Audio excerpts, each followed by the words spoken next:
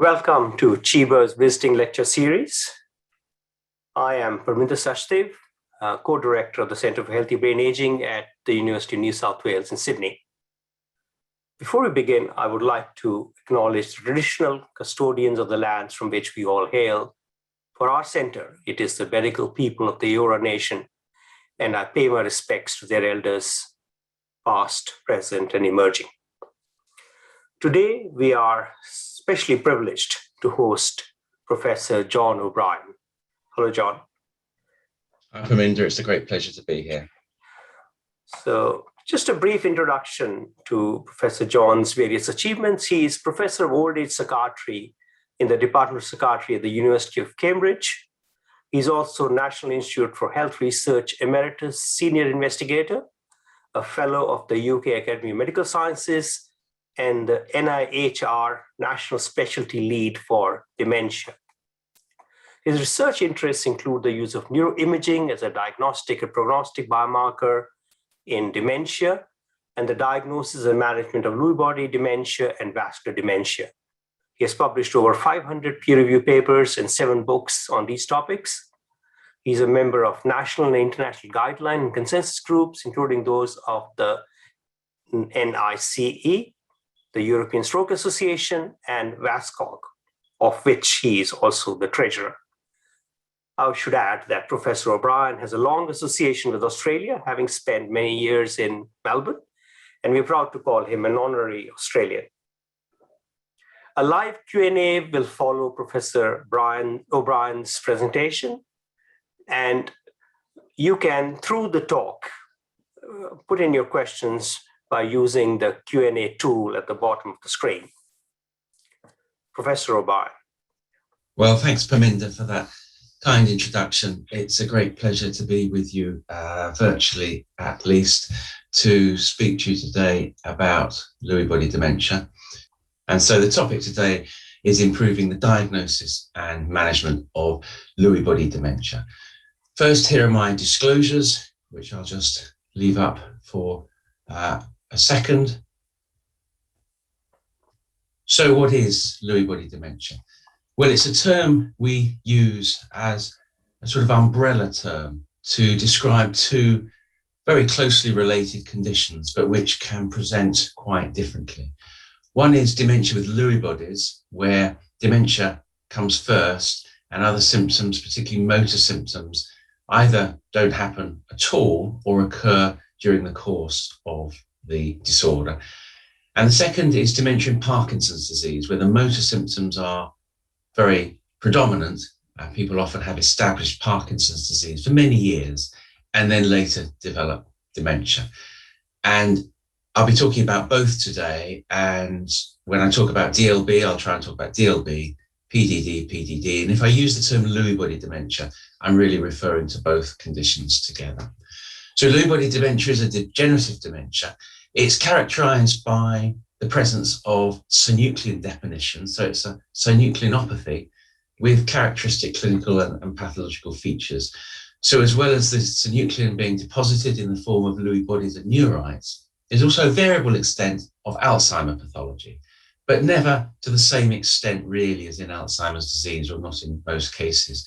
So the plaques are mainly non-neuritic, and they're generally fewer tangles than you'd see in Alzheimer's disease. But the concurrent Alzheimer's pathology that's present in people with Lewy body dementia does influence the clinical course. And put very simply, the more concurrent Alzheimer's type pathology people with Lewy body dementia have, the more their presentation is sort of less classic Lewy body dementia and a bit more in common with sort of Alzheimer's disease presentation. So we know that Lewy body dementia is common. We'll look later at just how common it is. But in clinical samples, it seems to be between 4% and 7%. But in pathological series, it can be a lot more common, up to 20% of cases. As with other degenerative dementias, it's age-related. And classically, unlike Alzheimer's disease, males are more commonly affected than females. So it has some similarities there with Parkinson's disease. How does it present? Well, the core clinical features have been fairly well described and include, of course, cognitive impairment. But here it's predominantly attentional executive and visuospatial impairment that's affected, unlike in Alzheimer's disease, where memory is predominantly affected more so than other conditions. So here, for example, in a classic Alzheimer case, you've got poor recall, but relatively preserved visuospatial impairment, at least early on. Whereas in this classic DLB case, you see there is some preservation of memory, but quite marked visuospatial dysfunction. Now, there's a lot of overlap, of course, and you will see Lewy body patients who look just like Alzheimer's disease and vice versa. But there is, at a group level, certainly this distinction in the profile of cognitive impairment. There's also, as we mentioned, the presence of motor symptoms of Parkinsonism, so tremor, but particularly bradykinesia and rigidity. And these can be variable from really very prominent to not present at all. Recurrent visual hallucinations are also characteristic. So these can be very colourful and very prominent, and they may cause a lot of distress to the person with Lewy body dementia, or they may not. They may not really be bothered about them at all. Fluctuation is another characteristic feature. So this is really pronounced variations in alertness during the day and over days, which can range from things like daytime sleepiness, falling asleep during the day, to quite marked and lengthy episodes of confusion that can actually look like a confusional state or a delirium. And finally, there's sleep disorder. So as well as drowsiness during the day, the characteristic sleep disorder associated with Lewy body dementia is REM sleep behavior disorder, or RBD. What is REM sleep behavior disorder? Well, first of all, it's commonly seen in people with Lewy body dementia. So in people with DLB, it's, as with Parkinson's disease, present in perhaps half of all cases, and it can occur years before the diagnosis of the dementia. And it's characterized by the loss of normal atonia that we have during REM sleep, which really stops us acting out our dreams. So people with Lewy body dementia that have RBD, they actually act out their dreams. This can be seen through vocalizations during the night and persistent violent motor behaviors. And the dream content is often about chasing a violent or an attacking theme. And for a formal diagnosis, a full sleep history is needed. Often the story comes, of course, from the bed partner, not the person with Lewy body dementia themselves. And ultimately, confirmation can occur through polysomnography, through a sleep study, which shows the characteristic EEG changes that are associated with RBD. But often one can get quite a lot of information just from the history. Now, it's been shown, as I mentioned, that RBD in general can be predictive of future synucleinopathy, and this can be either Parkinson's disease or dementia with Lewy bodies. And the risk of progression has been shown in the study by Prostromo and others to be around about 6% a year. And what determines whether people develop dementia with Lewy bodies rather than Parkinson's disease can depend on the extent to which they have cognitive abnormalities. So there's an increased risk of progression to RBD if people also have mild cognitive impairment associated with the sleep disorder. So how do we make a diagnosis of Lewy body dementia? And I'm particularly here going to focus on dementia with Lewy bodies. Well, the first thing to say is there have been international criteria agreed for some years, but these have only relatively recently been taken up in the main diagnostic criteria. So neurocognitive disorder, which is the term used in DSM-5, as we know, which can be mild or major, there is now a category for neurocognitive disorder with Lewy bodies, which is based on the clinical features I've shown you, which has both core and suggestive features.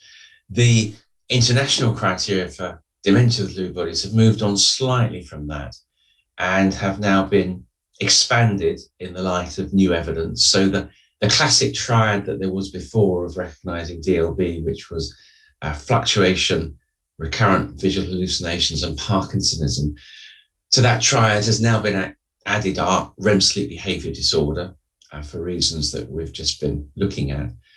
And in terms of making a diagnosis, for a probable diagnosis, you need 2 or more of those core features. To make a possible diagnosis, you need 1 core feature. And then there are also indicative biomarkers that have been described, including low dopamine transporter uptake on basal ganglia, on imaging, abnormal cardiac imaging, so this is decreased sympathetic innervation of the heart, and the RBD confirmed by polysomnography. There are also supportive clinical features that are associated with dementia with Lewy bodies. So these are features that are not diagnostic in that they're also seen in other disorders, but they would be commonly seen in people with Lewy body dementia. So you wouldn't be unexpected to find things like falls, postural instability, sleepiness, loss of sense of smell, delusions, hallucinations in other modalities, and depression, for example. The indicative biomarkers that were described, so on SPECT or PET imaging, loss of the dopamine transporter in the basal ganglia compared to normal uptake, which you see not only in healthy people, but also in Alzheimer's disease. Also abnormal cardiac imaging. So this is MIBG imaging. So this is looking at the heart here. These are the lungs, and this is the liver. So it's a sort of chest tomogram of MIBG imaging, which is a substance that shows the sympathetic system. And in Alzheimer's disease, this is normal. But in dementia with Lewy bodies, you see quite marked denervation of the myocardium, perhaps in 70% of people. And this is a characteristic biomarker that can distinguish between DLB and Alzheimer's disease. And finally, we've already looked at the polysomnography, where you have the EEG changes, which shows that there's loss of the normal muscle atonia during REM sleep, indicative of REM sleep behavior disorder. In terms of the accuracy of these biomarkers, I mean, as with other biomarkers for dementia, nothing is absolute, nothing's 100% accurate. So in large studies looking at the dopamine imaging, for example, sensitivity for DLB has been found to be about 80% and specificity 90%. So it's certainly not an absolute diagnostic tool, but it can be helpful.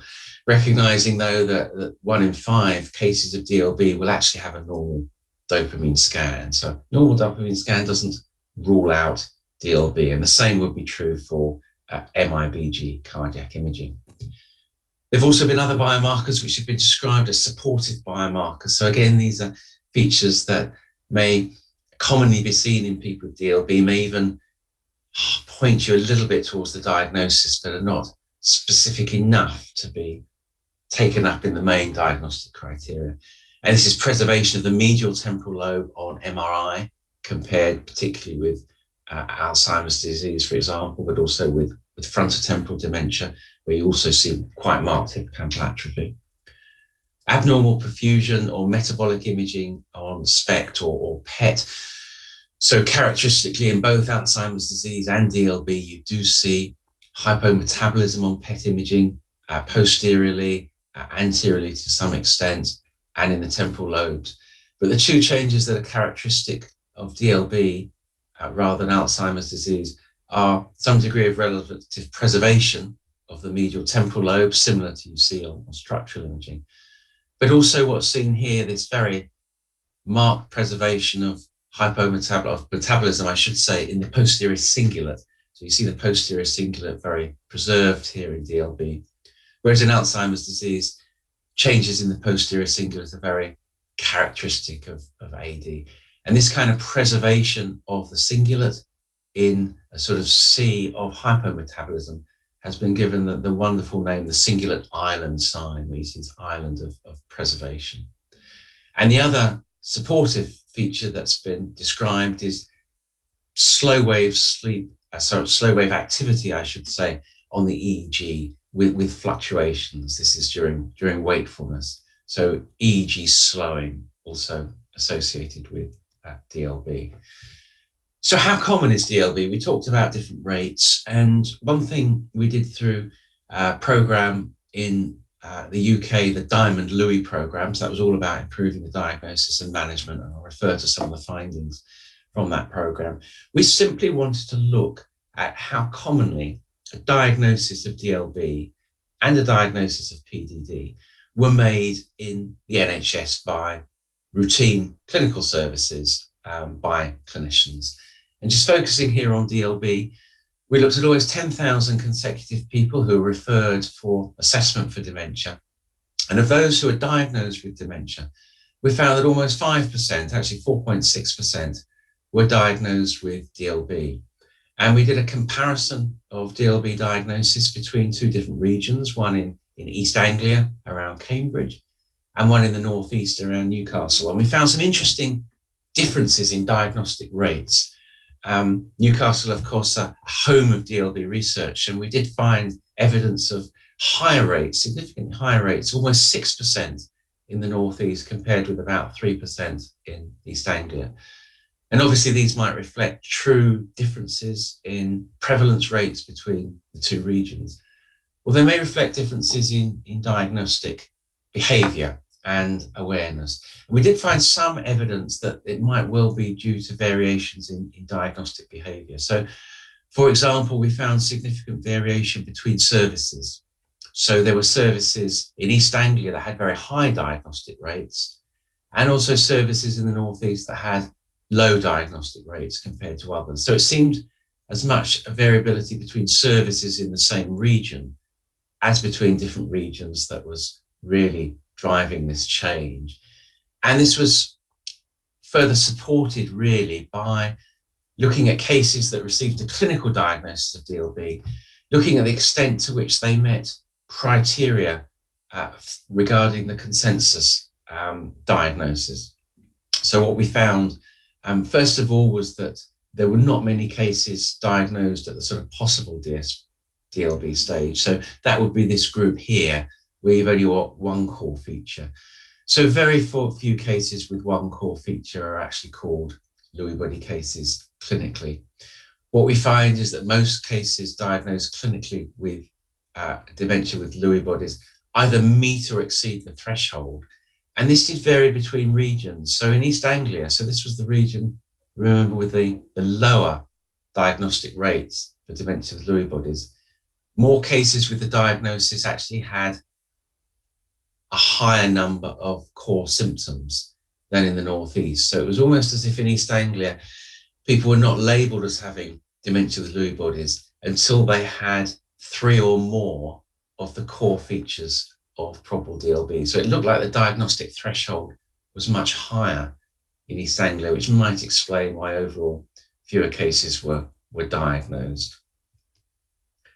We also found, looking at people with DLB, something that other people have described in the literature, which is that it's a more complex disorder to diagnose, and it has a sort of longer pathway to diagnosis. So, for example, time for referral to diagnosis was significantly longer for DLB than for non-DLB dementias. So these were largely Alzheimer's disease. And it was very striking. So it took almost a year to get a diagnosis of DLB compared to other dementias. Associated with this, DLB cases had more clinical contacts, both prior to and after diagnosis. So almost had 3 times as many clinical contacts as non-DLB cases. And very strikingly, over half the cases of DLB had another diagnosis before they were sort of relabeled as DLB. And in almost all cases, that was another dementia. So people with DLB were called something else first, most usually Alzheimer's disease and vascular dementia, and before the sort of correct, or we think correct, diagnosis of DLB was made. So I think partly low diagnostic rates reflect a higher threshold for making a DLB case diagnosis, but also that half of people with DLB were actually called something else first. So we felt there was a reason for trying to do something about diagnosis to try and improve that. And the way we did that was develop some diagnostic toolkits for improving the diagnosis. And I'd commend these to you. They're freely available on the web. You can download them, you can use them. I think they're good teaching aids. If you just type Diamond Lewy into your favorite search engine, you'll be able to find them very easily there. We developed 2 toolkits on the basis of clinician feedback. One was largely for use by people in memory assessment services, and this was an assessment called Toolkit for Lewy body dementia. What it consists of is a sort of reminder of the diagnostic criteria, what to look for in a case, but more importantly, ways to actually elicit these features. So how do you elicit fluctuation? What do you ask the person? What do you ask the carer? And we've used validated questions here developed by other groups in terms of questions such as, is the patient drowsy and lethargic for more than 1 hour during the day, despite getting a good amount of sleep? Do they show moderate changes in their level of functioning? And scores of 2 or more on these 4 questions have been shown to be quite strongly associated with fluctuation. For REM sleep behaviour disorder, it's a question to the bed partner. Have you ever seen the patient appear to act out his or her dreams while sleeping, punch or flail their arms in the air, shout or scream? And again, this has quite good sensitivity and specificity for detecting RBD. So they're useful practical questions. And also how to look for motor symptoms. So a 5-item motor rating scale has been validated to be independent of cognitive impairment and to reflect Parkinsonism in those with dementia, consisting of tremor, bradykinesia and rigidity. So useful, I think, guides there to looking for the symptoms of DLB. And of course, if you look for symptoms, you will find them. These toolkits are accompanied by a video also available on YouTube of really how to administer the questions and what to make of some of the responses. So I do commend those toolkits to you. Are they any use? Well, we didn't do a sort of randomized study of this, but what we did do in services was we introduced this diagnostic toolkit. So this is a sort of before and after study. And we looked again after introduction of the toolkits about how diagnoses were made. And we did find that in the window after this introduction of the assessment toolkit for diagnosis, we found that rates increased in people with DLB. And there was actually around about a 33% increase in the number of DLB diagnoses that were made after the toolkit was introduced. But interestingly, we didn't find any increase in the diagnosis of Parkinson's disease dementia that were made. And maybe we need to reflect on why the toolkits didn't result in an increase in PDD diagnoses, but did in relation to DLB. So what about moving on now from diagnosis to sort of management and outcome? Well, the first thing to say in DLB is that unfortunately outcome is not particularly good. Cognitive decline may be similar to AD, but there's much greater functional decline, poorer quality of life, and increased mortality associated with DLB. So this is one of many studies, study of Linda Clare, the IDEAL study, which shows if you look at quality of life, either in people with dementia or their carers, it's much lower, even amongst people with dementia, in PDD and DLB compared to other dementias. So poorer quality of life and poorer outcomes. So this is 2 studies, one showing increased acute hospitalization after the diagnosis, much greater in DLB than Alzheimer's disease. And the second, a study of ours showing what I think is now very well established, which is that mortality is significantly increased in DLB. You see a doubling really of mortality in DLB compared with Alzheimer's disease. So untreated natural history, unfortunately, is very poor. How might we seek to improve outcomes, improve management? Well, this is clearly, I think, challenging in DLB. I would say more so than in other dementias like Alzheimer's disease. First of all, because there are multiple symptoms, as well as cognitive impairments. There's neuropsychiatric symptoms, motor problems, autonomic symptoms. We also have the challenge in Lewy body dementia that treatments for one symptom, for example, motor features, may actually make other symptoms worse. So if you give a medication for Parkinsonism, you might make hallucinations worse and vice versa. Fluctuations can make treatment response difficult to assess, I think, with people. And it's quite possible for carers, people with DLB and clinicians to all have a slightly different view on what the main problems are. And we do have the challenge of a limited evidence base. So we've known for some time, this is Ian McKeith's seminal study, from 20 years ago now, that ribostigmine and indeed other cholinesterase inhibitors do improve particularly non-cognitive symptoms in DLB. A meta-analysis has shown that probably doesn't depend exactly which cholinesterase inhibitor is used. So both donepezil and ribostigmine will improve both cognitive and non-cognitive symptoms. Galantamine is not down here just because there isn't really sufficient evidence base and not many studies done of galantamine.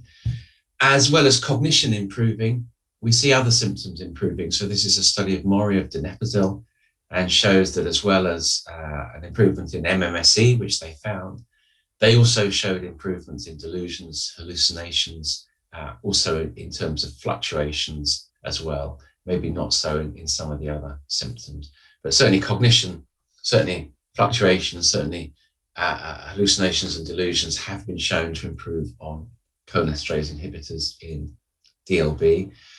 That's fed into guidelines now. So our recent, well, they're 3 years old now, but the latest NICE guidelines for dementia in terms of DLB suggests that donepezil should be offered to people with moderate or mild dementia of Lewy bodies, donepezil or ribostigmine, and also considering those with severe dementia. And there's a suggestion to consider memantine. So I won't, in the interest of time, go through the evidence for memantine, except to say there have been some studies of memantine in Lewy body dementia, and they're slightly mixed at the moment. So it's not entirely clear if there is a benefit. I would highlight though, and this is the first connection between Sydney and indeed Melbourne and the UK. There is a recently funded study, the COBALT study, which is looking at combining memantine and a cholinesterase inhibitor in people with Lewy body dementia, which is funded by the UK HTA and also the Australian NH and MRC to include Australian sites of Perth, Sydney and Melbourne. And this is a very exciting study. It's going to take people with Lewy body dementia, that's both DLB and PDD, who are on stable cholinesterase treatment, and randomize half to receive memantine and half to receive placebo, and then look over the next 6 to 12 months in terms of outcomes. So I think that's a very exciting study that will really inform the evidence base of the management of Lewy body dementia. What about motor symptoms? Well, Parkinsonism is present in about 75% of DLB cases. It is a major correlative function impairment. And I think it's fair to say that although there have been few clinical trials and people with DLB don't respond as well to anti-Parkinsonian treatments as people with Parkinson's disease, L-DOPA does improve symptoms in at least a third and is probably better tolerated. And so the current guidance for the management of most symptoms in DLB is to use L-DOPA if there's an indication. Probably dopamine agonists and other agents should be reserved, certainly not used as first line in DLB. So I think consider L-DOPA, which is something that's perhaps not done as frequently as it should be. Sleep disorder, so RBD may not require any treatment at all. If it's mild, it's not particularly troublesome. If it is, however, serious, severe, it's causing problems, or it's particularly distressing to the person with DLB or indeed to their carer. There haven't been trials done in DLB, but there have been trials in other types of RBD, and most of us clinically recognize that things like clonazepam, starting in a low dose, alternative being melatonin, do actually help these symptoms in Lewy body dementia if they require treatment. So don't always jump in with treatment, but do consider there might be effective treatments that could be tried for REM sleep behavior disorder if it's present. Daytime sleepiness is often reported as a big problem by particularly carers, and there are ongoing studies. This is one of a sort of stimulant R, modafinil, which in this study from the US Mayo Clinic did show decreased sleepiness and increased wakefulness, improved global impression, and increased carer quality of life on this measure at 12 weeks. And there are further larger studies ongoing that didn't improve cognition or ADL, but did target the treatment for which the study was set up. So there might well be other treatments coming through for some of the other features, such as daytime sleepiness in DLB. And then what about the psychotic features, the hallucinations? Well, one can push cholinesterase inhibitors as far as one can, but they don't always help the situation. There are obvious dangers that we know of using antipsychotics in DLB. There's a general increase in mortality and stroke risk in people with dementia, and that certainly applies in DLB. We also know that people with DLB are particularly sensitive to antipsychotics. Not only do they get increased motor problems, but it can trigger this antipsychotic or neuroleptic sensitivity, which is a very profound adverse reaction to agents that causes confusion and clinical worsening. Neuroleptic sensitivity does occur with atypicals, but is less common than with typicals. So if an antipsychotic has to be used, one would always go with an atypical. It's worthwhile remembering that the tolerance of antipsychotics in someone with dementia doesn't exclude DLB. So one doesn't see sensitivity in all people with DLB. It's just much more common. And unfortunately, there's little evidence base on which to choose a particular antipsychotic. Clozapine has a good evidence base and a license for psychosis in Parkinson's disease psychosis, but hasn't really been well studied in DLB or indeed PDD as a group, but is one option. But there are other antipsychotics that may be helpful. The general guidance is to use very cautiously, initially a low dose with expert initiation supervision, and really only to move to an antipsychotic if other options, including non-pharmacological options, have failed. In regard to non-pharmacological interventions, what's the evidence base there? Well, this was a nice systematic review done by Michael Connors, who was a medical student at the time from Sydney, who came over to Cambridge to do this very nice review with us, which also involved colleagues in Newcastle. And at that time, and I don't think the situation has really changed greatly since then, we found 21 studies of non-pharmacological interventions. There was really only one randomized controlled trial, which was actually on honey thickened liquids helping in reducing aspiration. There were a number of other interventions: exercise, OT, simulated presence, music therapy, some studies of electrical therapies as well. Most were single case reports. Most, as often happens with case reports, reported benefit, but the kind of wider interpretation was unclear. And it really highlighted the need for a more systemic study of cases, and particularly randomized controlled trials. So I think there's a real need for studies of non-pharmacological interventions in Lewy body dementia. In terms of best current management, well, through our Diamond Lewy program, we tried to put together the evidence base such as it is for pharmacological and non-pharmacological interventions. And where there was an evidence base lacking, we used expert opinion using a Delphi process, an international expert group, to sort of advise on recommendations for treatment of different symptoms in DLB and PDD.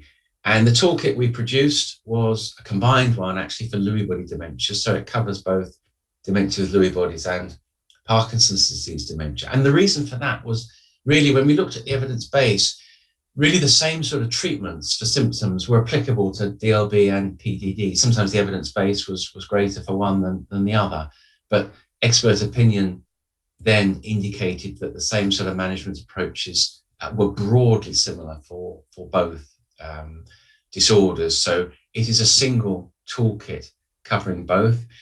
And again, this is downloadable, and I'd commend it to you from our Diamond Lewy website. There's an overview of the management of LBD, thinking about different symptom domains. And I think it's a useful reminder to think about neuropsychiatric symptoms. Are there any? What treatment do they need? Cognitive symptoms, sleep problems, autonomic symptoms, and motor symptoms. So it's a bit of a guide to remembering to ask about these and thinking what management approaches may be.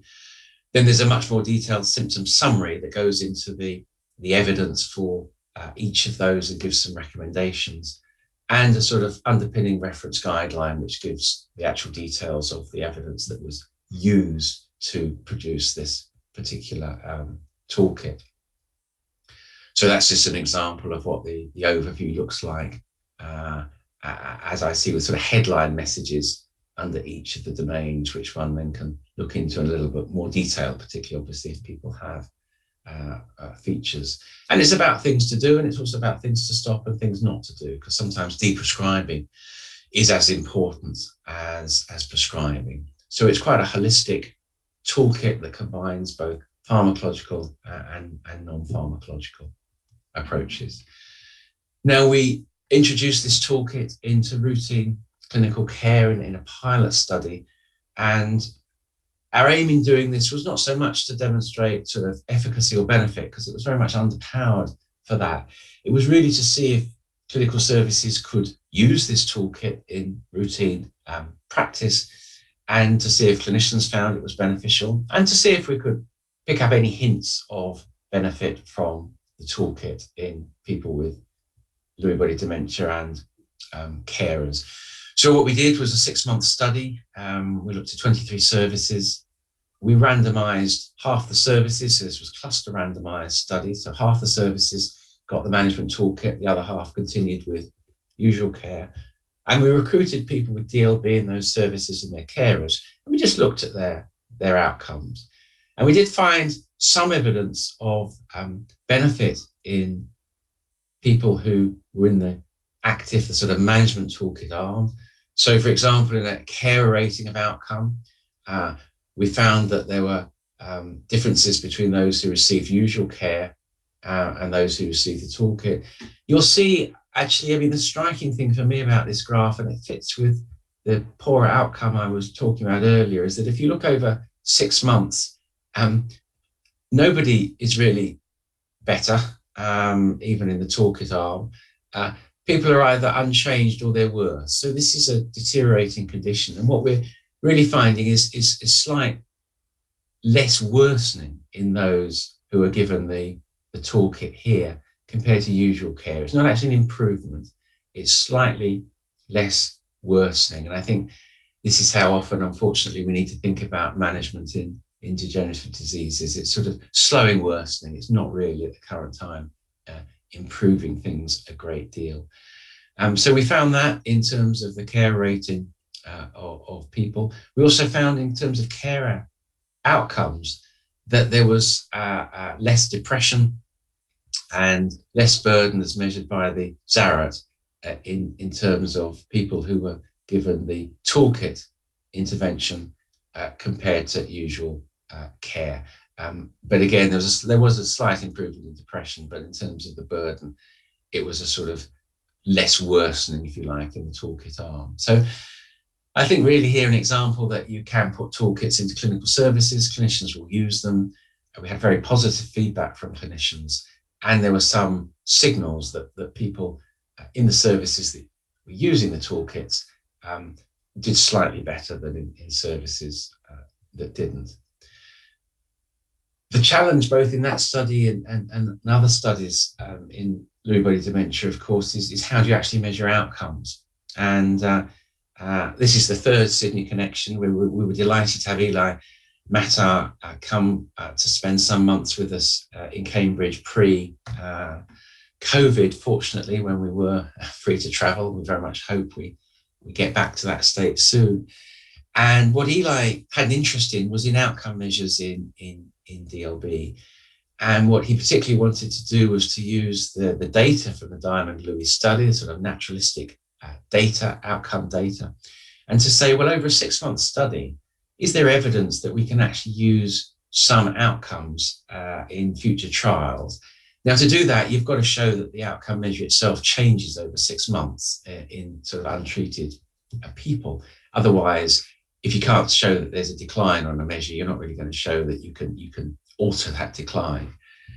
And he chose a number of scales. He looked at cognition and found actually that the MMSE did significantly decline in people with DLB and PDD to an extent that actually the MOCA didn't. So MMSE over time seems to be slightly more sensitive to cognitive change than the MOCA, which is interesting because some other studies have suggested the same thing.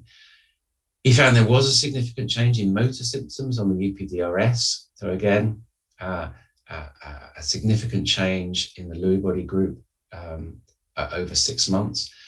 And also that fluctuation, which is a measure we haven't particularly had as an outcome measure in clinical studies, also showed a change, but that hallucinations and overall sleep measure particularly didn't. So certainly some evidence here that even over a 6-month period, you can get a change in outcome measures. And Eli is certainly keen to follow this up, and I think it's the direction of travel really in trials, is can we actually get more of a composite outcome measure to reflect outcome in Lewy body dementia rather than looking at these individual changes.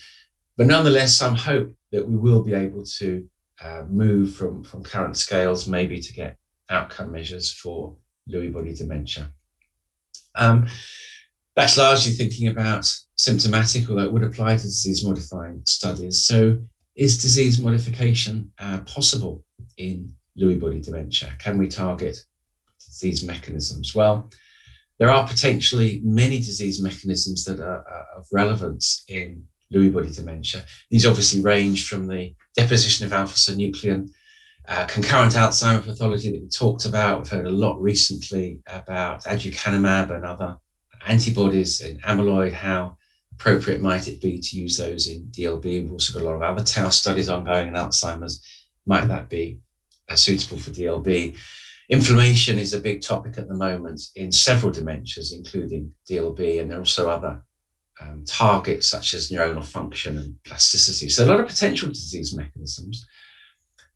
One thing that I think is positive is there is renewed interest in looking at some of these in Lewy body dementia after a period of maybe 10 to 15 years when there was very little in this space. So a study that's just reported preliminary results at conferences, at least, neflamapod, which is a protein kinase inhibitor, has particular impact on pro-inflammatory cytokines, but also has some potential impact on tau endosomes. So an ASCEND study, which was done by EIP Pharma, phase 2 study of 90 people. It's early days, and obviously we need a phase 3 study, but it did show that cognition was positively impacted by use of neflamapod. So obviously further results on this and other compounds will be of great interest. And it will be very interesting to see if we manage to get positive effects on that particular agent.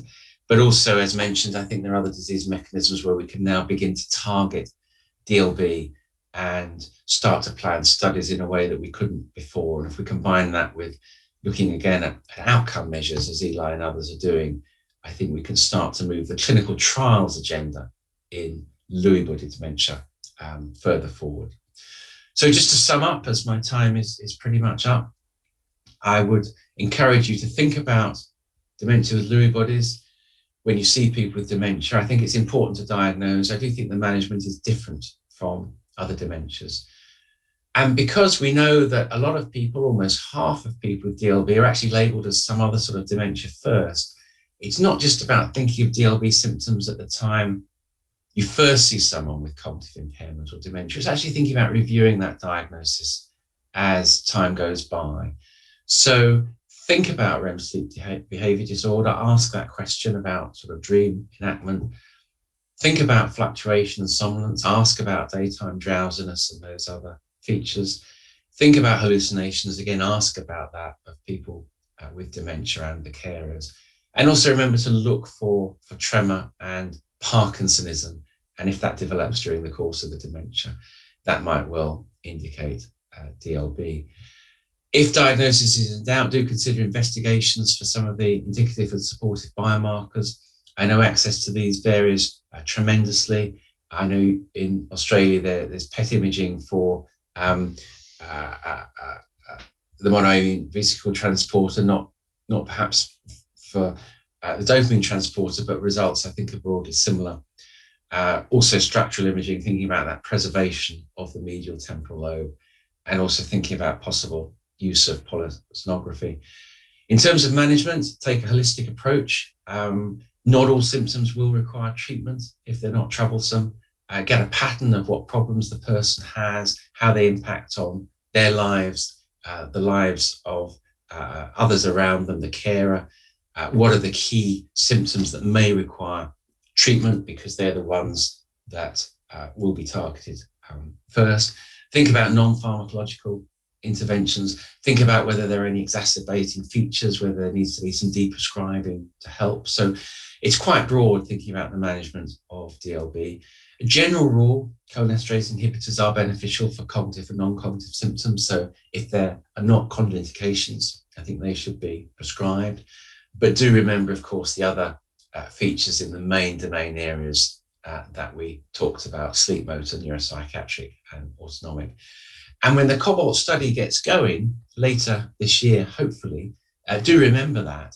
For people on cholinesterase inhibitors, whether they have DLB or PDD, do offer people participation in the Cobalt study, where they will not only have a chance of getting memantine, but more importantly, will build the evidence base to know if memantine is helpful. Just like to acknowledge the many people who've been involved in particularly the Diamond Lewy study, which is the main data that I talked about today, both from Cambridge, Newcastle, and as we heard, Sydney as well, and the many investigators who took part. And finally, just a plug for a conference that was delayed already due to the pandemic from 21 to 22. And we hope and anticipate it will take place as a hybrid model, an in-person meeting, but also accessible online. This will be the next International Lewy Body Dementia Consortium Conference, 15th to the 17th of June next year, held for those who come in person in Newcastle Gateshead. So please book the date, and I hope as many people as possible will be able to travel, but we'll have to wait and see. Thank you very much. Thank you so much, John. It was a wonderful overview. And we have a long list of questions already. So you might start off with some of these questions, perhaps starting off with prevalence. And I know that this has been a controversial area for a long time.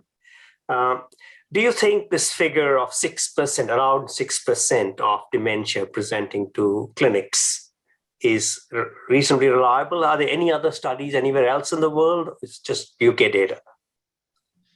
So they're not a large number of studies, but there are some other studies. I just highlight that the figures I presented wasn't really true prevalence. It was the extent to which the diagnosis is made in clinical practice. So that's sort of slightly different. We weren't able to look at true prevalence, which we would expect to be higher.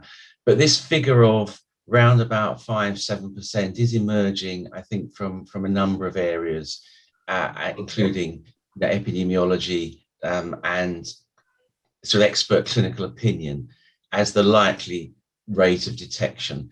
But what we also know is that I mentioned the presence of concurrent Alzheimer's pathology sort of masks in some ways this classic DLB profile. So I think if we, and there's some evidence for this, if we widened the approach by using biomarkers, which I'm not suggesting we go screening or anything like that, but if we were to widen the approach, I think we would detect more cases ante-mortem. I think the rates of 20% from autopsy studies are very high, and likely the truth lies somewhere in the middle of around about 10%, which is, a lot more than we would have previously thought. Yeah. Okay. Yeah. What about young onset dementia? How often do you see early onset cases? Yeah, so we certainly see it, and there are some genetic causes that have been described with triplication of synuclein, etc.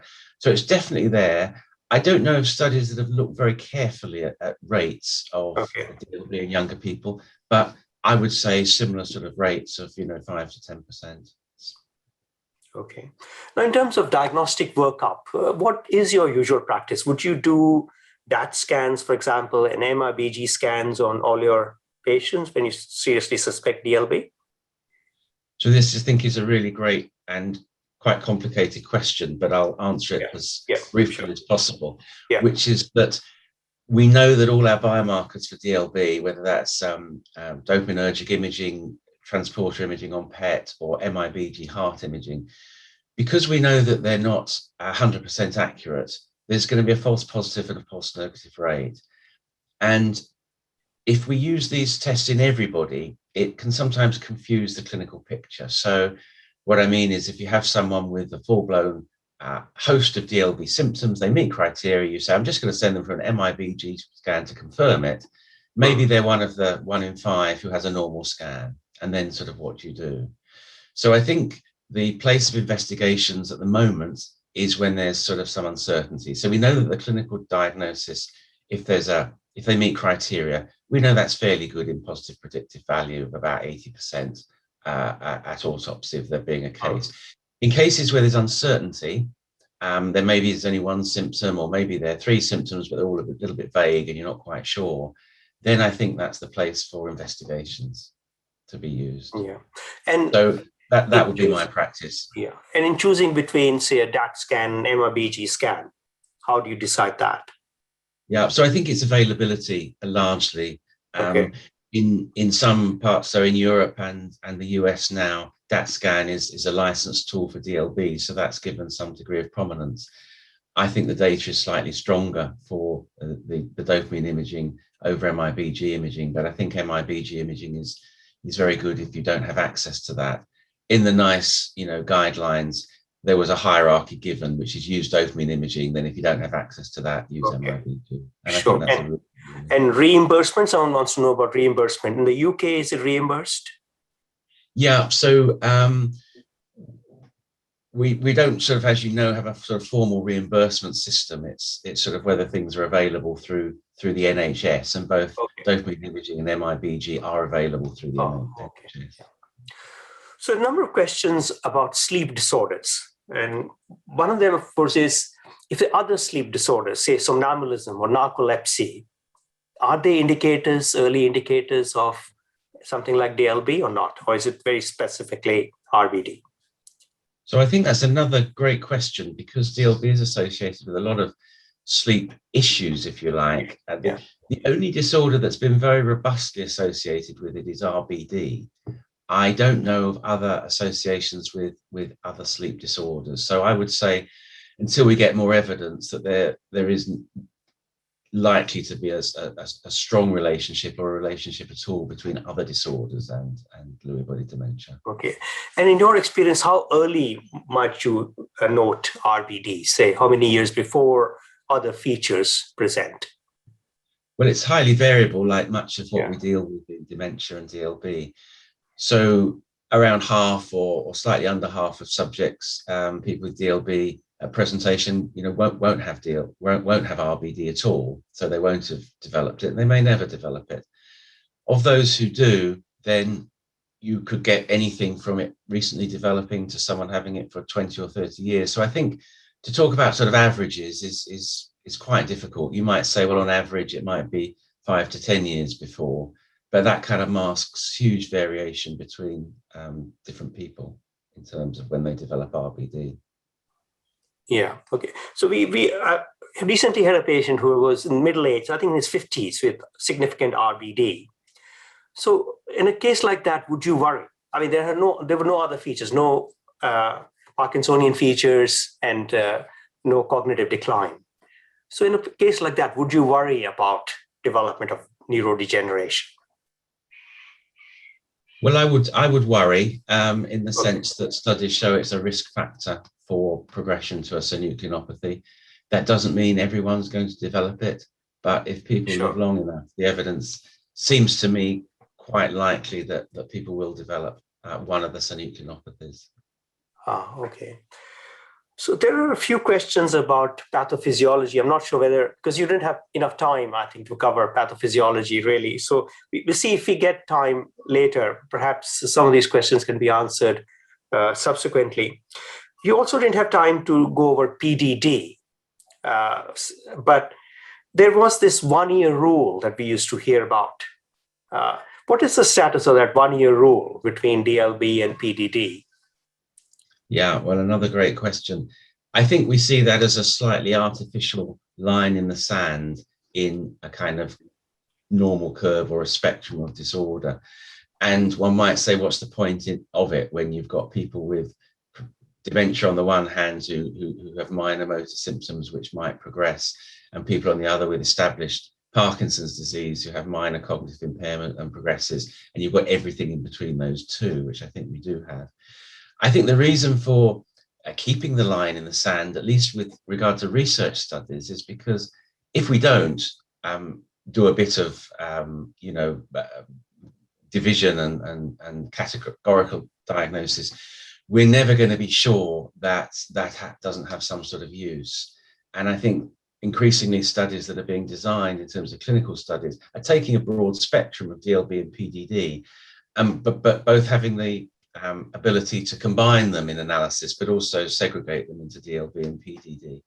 When it comes to clinical practice, I don't think the 1 year rule is important, but I think in terms of communication to people, their families, and to other clinicians, it's very, very difficult if someone presents with Lewy body dementia, like dementia with Lewy body presentation, they have no motor features at all, to start talking about it in terms of a Parkinson's disease dementia. It just doesn't sort of make a lot of sense at any level. And similarly with Parkinson's disease developing dementia. So I think clinically these labels are still to some extent helpful. I don't use the 1 year rule clinically. I don't think many people do. It's more the balance of presentation. Is the dementia the main problem, or is the motor symptoms the main problem? I think that's a more helpful way of thinking about it clinically. Okay, thanks. John, so someone wants to know about screening tools for cognitive disturbance in DLB. Is there a screening tool that you recommend? No, there isn't a single screening tool I recommend. I talked about the MMSE and the MOCA, and it's interesting that the MMSE seemed to be more sensitive to change, but in terms of an instrument to detect some of the changes that you see in DLB, I think the MOCA is a good instrument for that. But I think the more important thing is to think about cognition. If you go to a memory clinic, it's assessed automatically.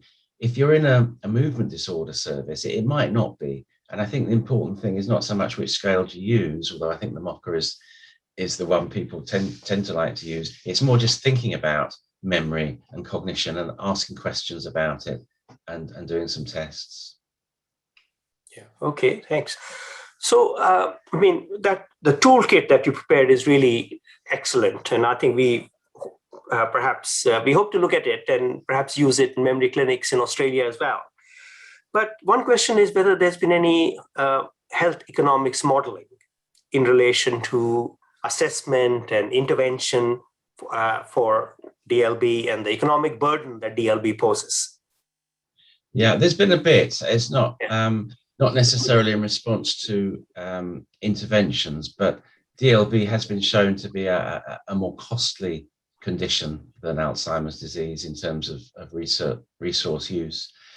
We did a study that looked at economic outcomes comparing dementia with Lewy bodies and Parkinson's disease dementia. And actually, Parkinson's disease dementia had the greater resource use over DLB, which initially surprised us, but it was actually, and this might be UK specific, I don't know, it'd be interesting in your comments and thoughts, but it was actually partly because people with Parkinson's disease actually get quite a good service. They're generally looked after well in secondary care with lots of specialist services. Unfortunately, people with dementia, partly historically and partly through policy reasons, tend to get a sort of diagnosis in secondary care, and then their management is in primary care. And often, I don't think there are just a lot of resources around, if I'm honest.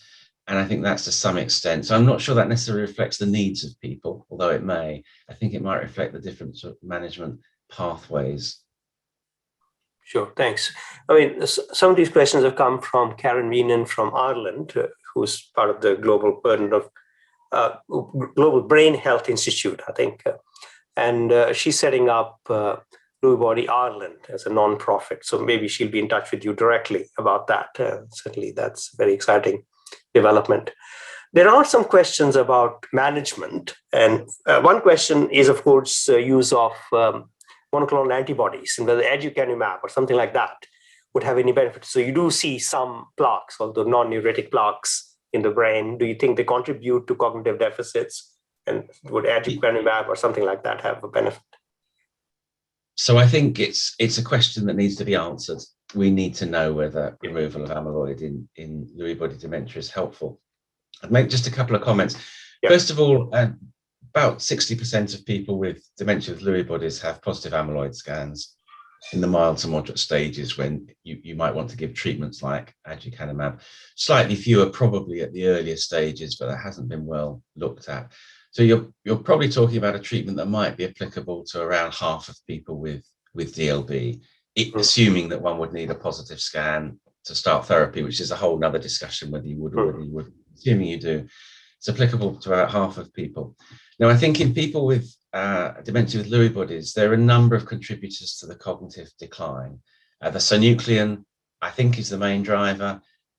Also a possible contribution from amyloid and from tau and other things as well. So I think the difference from Alzheimer's disease is that you're really tackling just one, in inverted commas, of the pathological changes that are going on, and arguably not the primary one.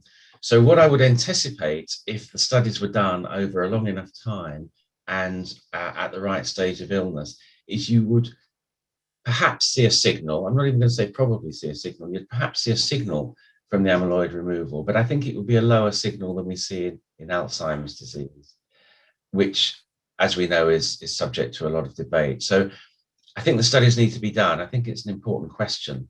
I'm not really expecting it to be a sort of groundbreaking development in the management of dementia with Lewy bodies. Sure, thanks. There's some questions about non-pharmacological management of neuropsychiatric symptoms, also a question about TMS. So are there things that you use in clinical practice generally? So I think non-pharmacological management is incredibly important, although there's not a great evidence base. It's what we do. It's part of the clinical pathway. So things like, and we see it have benefits. So hallucinations is a good example. There are environmental manipulations one might want to do. There's alterations in lighting. There's seeing when hallucinations are more likely to happen. And some of these things, some suggested changes, can make a huge difference in people's experience. Daytime sleepiness is another one. There are all sorts of advice around sleep hygiene, around other activities, other things that people might be able to do. And there's other sort of general kind of practical advice in people with agitation, for example. One would follow a very similar pathway than one would in other dementias in terms of looking at any environmental or other causes, any triggers, any consequences, anything that one might be able to alter. In terms of sort of TMS and electrical treatments, if you like, TMS and TCS and others, there's a small literature on some of these treatments in DLB, mainly relating to hallucinations, a little bit depression. It's a bit mixed at the moment. My reading of the literature is that there's a bit of evidence for some short-term benefits in terms of maybe reducing hallucinations immediately after some of these treatments, but that unfortunately they don't seem to last longer term. So if these treatments are going to be efficacious, and I think we don't yet know if they're efficacious, but if they're going to be, I think it's likely they'll need to be delivered over a sort of prolonged period of time for them to benefit people. Sure. Thank you, John. We've run over time, but just one last question. I think that really relates to use of cholinesterase inhibitors and memantine, that you use them sequentially.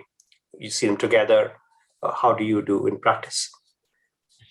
Yeah, so at the moment in practice, I would use a cholinesterase inhibitor and I wouldn't use memantine, unless there were, other issues that I thought memantine might be able to help with. I plugged already the Cobalt study, so I'm going to say that nobody should prescribe memantine outside the Cobalt study, whether in Sydney or the UK, and then we'll get an answer on the question of whether we should be doing it routinely or not. Okay. So thank you so much. This was a wonderful exposition, John. Really, really grateful for that. And there may be some questions that you could probably look at Q&A if you have the time to maybe respond to some of them, or they can get directly in touch with you. I would suggest if they have any further questions. So we couldn't cover everything, but we covered most of the questions that came through. So thank you again, and hopefully we'll have another opportunity to listen to you in the future. Thank you very much. So. Thank you very much for coming. Thank you, everybody, for listening.